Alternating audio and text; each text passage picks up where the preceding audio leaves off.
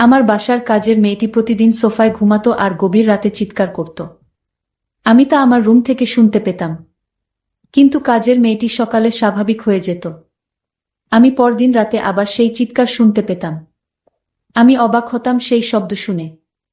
তারপর কিছুদিন পর জানতে পারলাম কাজের মেয়েটি মা হতে চলেছে। আমি সেই রহস্য জানার জন্য কাজের মেয়েকে বললাম, আজ তুই আর রুমে ঘুমা, আমি তোর সোফায় ঘুমাবো।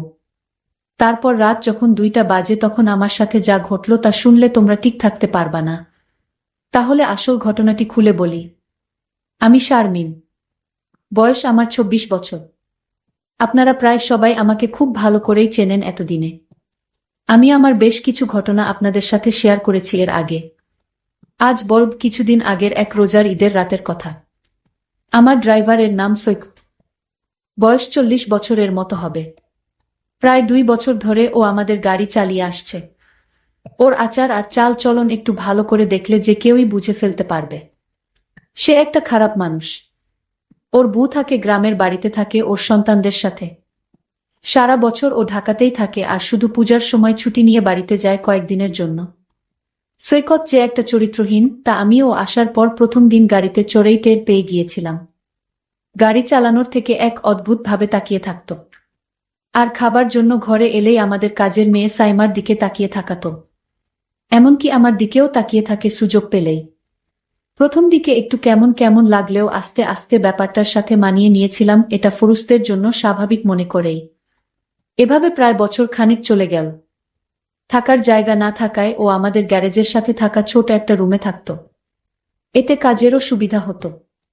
ওকে দিয়ে ঘরের অনেক ছোটখাট কাজ ও করিয়ে নেওয়া যেত। আমি আর সাইমা প্রায় প্রতি রাতেই একসাথে টিভি দেখতাম।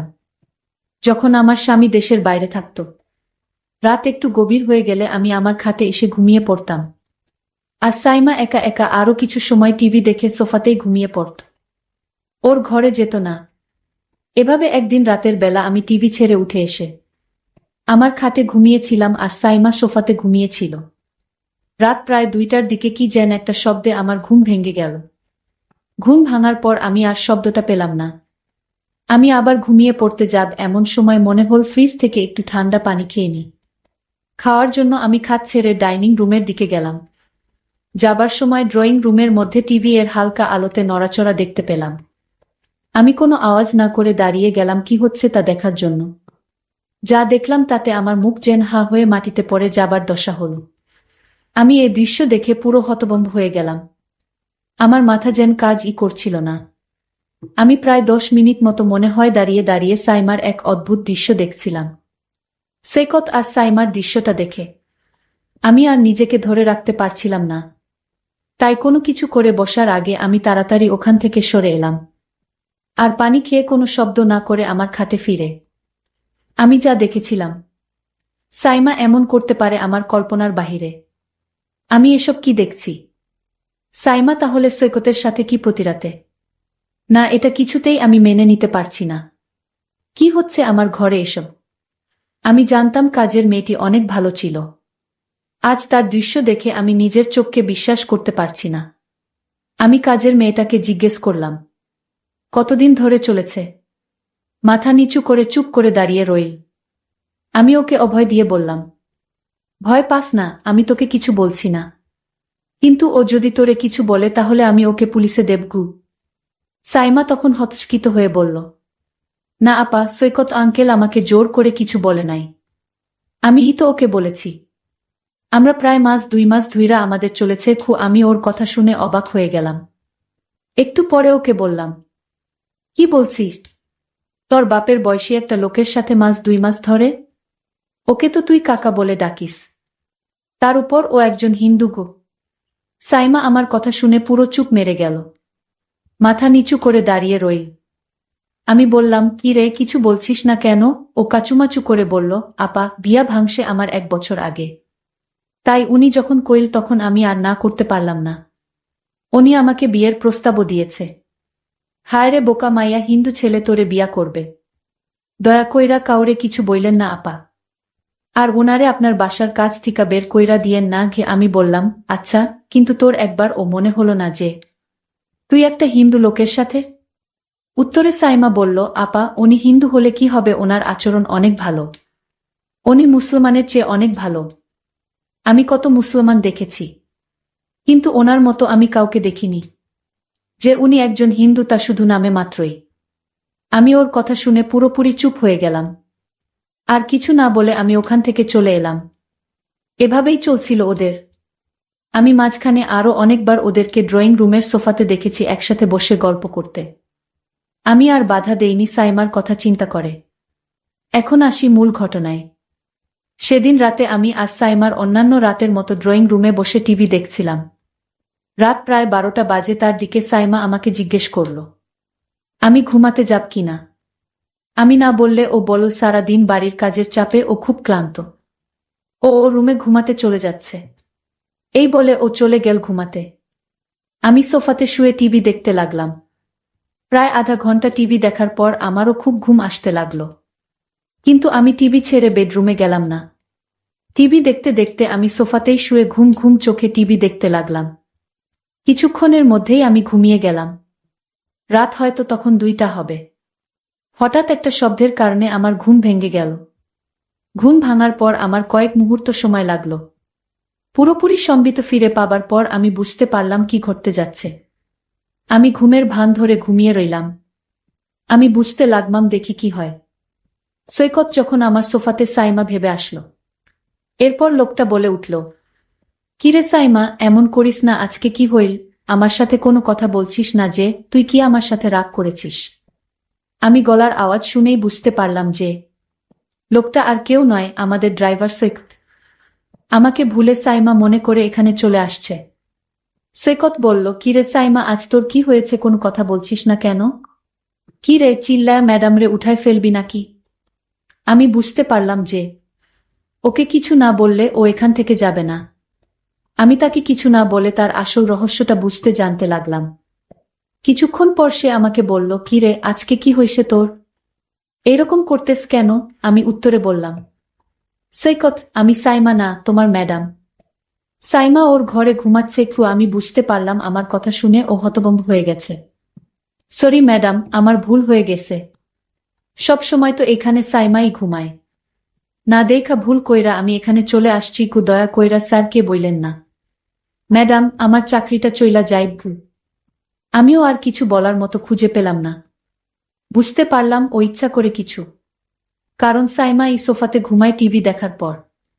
আমার এখানে থাকার কথা না। তাই আর কিছু না পেয়ে আমি বললাম, আচ্ছা ঠিক আছে, আমি তোমার স্যারকে বলবো না। ঘিও বলল, ম্যাডাম, আপনি আমারে বাঁচাইলেন।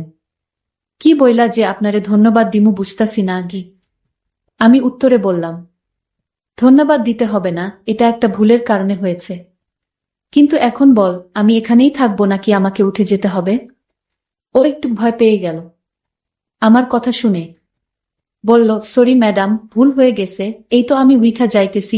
আমি বললাম, ঠিক আছে, তুমি তো যাবে, তার আগে আমার একটা কথা শুনে যাও। তুমি আজ যা করলে আমি তো তোমাকে এ বাড়ি থেকে বের করে দিব। কারণ এমন লুকিয়ে লুকিয়ে বাড়িতে যা করছো তা কিন্তু মোটেও ঠিক নয়। আমি কিছু শর্ত দিব। যদি শর্ত মেনে নিতে পারো তাহলে তুমি এ বাড়িতে তোমার চাকরিটা ঠিকই থাকবে। আমি বললাম, ঠিক আছে ম্যাডাম, আপনার কথা আমি অক্ষরে অক্ষরে পালন করব। আপনি যা আদেশ করবেন আমি তা করব। তাও ম্যাডাম, আমার চাকরিটা দরকার। ম্যাডাম বলল, তাহলে চলো এখান থেকে তোমার রুমে যাই। তারপর আমি বলছি আমার শর্তগুলা। চলো তোমার রুমেই যাওয়া যাক। আমরা আস্তে আস্তে গ্যারেজের দিকে এগুতে লাগলাম। কিছুক্ষণ পর আমি আর সৈকত গ্যারেজের পাশে ওর রুমে পৌঁছে গেলাম। আমি আগে কখনো ওর রুমে ঢুকিনি। রুমটা খুব একটা বড় নয়। এক কোণায় একটা সিঙ্গেল খাট রুমের বেশিরভাগ জায়গা দখল করে রেখেছে। ছোট একটা টেবিলের উপরে ছোট একটা টিভি আর কয়েকটা মূর্তি। খাটের নিচে একটা ট্রাঙ্ক। হাঁটাচলা করার জন্য খুব সামান্য জায়গা আছে রুমটাতে। বসার জন্য একটা চেয়ারও নেই। আমি ওর ঘরে ঢোকার সাথে সাথে একটা দুর্গন্ধ পেলাম। আমার দম বন্ধ হয়ে আসতে লাগলো। বেশ কষ্ট করে শ্বাস নিতে হচ্ছিল। আমার অবস্থা দেখে ও বলল, এই তো ম্যাডাম, 2 মিনিটের মধ্যে ঠিক হয়ে যাবে। আমি ফ্যান ছাইরা দিতেছি। এই বলে ও ফ্যান ছাড়ল। মিনিট 2 পরে আমি মোটামুটি ঠিক হয়ে গেলাম। সবকিছু স্বাভাবিক হবার পর আমি বললাম, আচ্ছা, তাহলে আর দেরি না করে আপনার শর্তগুলো শুনে নেওয়া যাক। বলেন ম্যাডাম, বলেন আমার কি করতে হবে? নয়তো আমার যেতে অনেক দেরি হয়ে যাবে। আমি এর কথা শুনে হেসে বললাম, আমি আজ তোমাকে যা বলবো তোমার কিন্তু তাই করতে হবে। আমি বললা, ঠিক আছে ম্যাডাম, আপনি বলুন। আমি তখন সৈকতকে বললাম, তুমি সাইমার সাথে যা করেছিলে আমিও তা করতে চাই। ম্যাডামের এমন কথা শুনে আমার গলা শুকিয়ে গেল।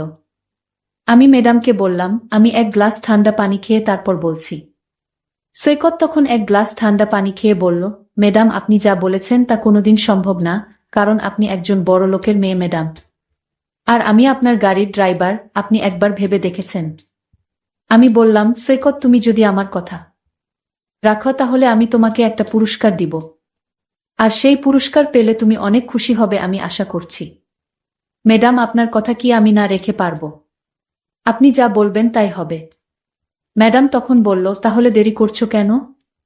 যাও, আমি এখন যা বলবো তাই করো। তুমি প্রথমে ঘরের জানালাটা বন্ধ করে দিয়ে আসো। আমি ম্যাডামের কথা শুনে অবাক হয়ে গেলাম। আমি ম্যাডামকে বললাম, ম্যাডাম ঘরের জানালা খোলা রেখে কি বলা যায় না? ম্যাডাম তখন রাগ দেখিয়ে বলল, আমি যা বলছি তাই করো, অতিরিক্ত কথা বলবে না। আমি বাধ্য হয়ে ম্যাডামের কথায় ঘরের জানালা বন্ধ করলাম। এবার ম্যাডামকে বললাম, এখন কি করতে হবে? ম্যাডাম বলল, যাও এবার দরজাটা বন্ধ করা। আমি ম্যাডামকে বললাম, ম্যাডাম কি বলছেন? আমি বললাম, একদম চুপ, তুমি আমায় কথা দিয়েছ আমি যা বলি তা তুমি পালন করবে। তাহলে তুমি এখন এরকম আমতা আমতা করছো কেন? আমি ম্যাডামের কথা রাখতে গিয়ে ঘরের দরজাটা লক করে দিলাম। আমি বললাম, ম্যাডাম এখন কি করতে হবে আদেশ করুন ম্যাডাম। ম্যাডাম বলল, এবার ঘরের লাইটটা নিভিয়ে দাও। আমি তখন সত্যি ভয় পেয়ে গেলাম। ম্যাডামে কি পাগল হয়ে গেছে নাকি? আমি বললাম, ম্যাডাম আমি পারবো না, আপনি গিয়ে লাইট বন্ধ করুন। ম্যাডাম বলল, বেয়াদব, আমার মুখের উপর কথা বলিস তুই? আমি ম্যাডামের কথা শুনে বললাম, ম্যাডাম ঠিক আছে, আপনি রাগ করবেন না, আমি বন্ধ করছি।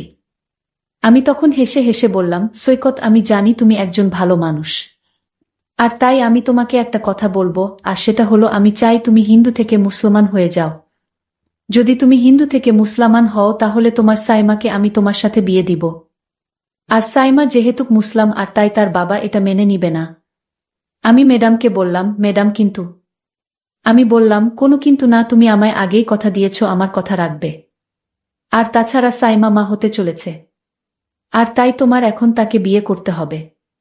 আর তোমার ঘরে আমি আসার কারণ হচ্ছে আমি তোমাকে পরীক্ষা করছিলাম তুমি ভালো না খারাপ। আসলেই তুমি একজন ভালো মানুষ, তুমি আমার পরীক্ষায় পাশ করলে। সাইমা যা বলছে তাহলে তা সত্যই বলছে। আসলে তোমার মতো মানুষ খুব পাওয়া বড় কঠিন। আমি সাইমার সাথে তোমার বিয়ে দেওয়ার জন্যই তোমাকে এখানে নিয়ে এসেছি। সৈকত বলল, ম্যাডাম আপনার যা ভালো মনে হয় তাই করেন। বন্ধুরা, আজকের গল্পটি তোমাদের কাছে কেমন লাগলো তা অবশ্যই কমেন্ট করে জানাতে ভুলবেন না।